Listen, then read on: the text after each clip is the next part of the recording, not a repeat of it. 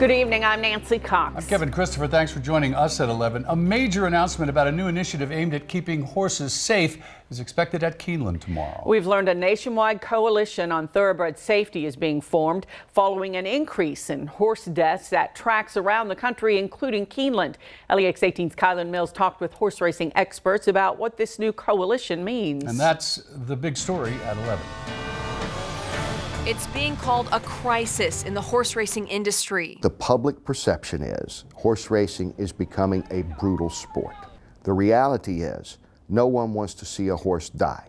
The death of Mongolian Groom at the Breeders' Cup just a few weeks ago marked the 37th horse death at Santa Anita Racetrack in California since December of 2018. In 2019, there have been 9 horse deaths here at Keeneland, which is a big increase from years past. I think the toughest part about it is there's not that one thing that anyone can pinpoint.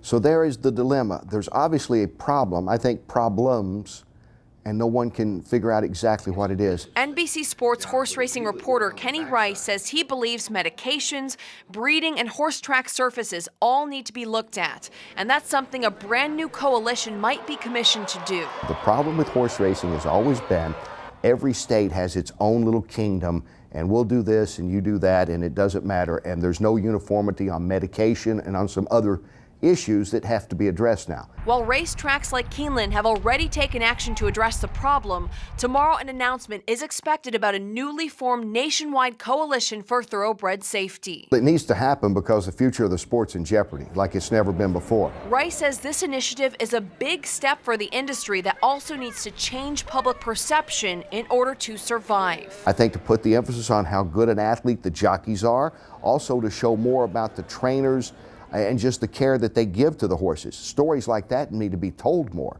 And there's really not a whole lot of outlets for that. In Lexington, Kylan Mills, LEX 18 News.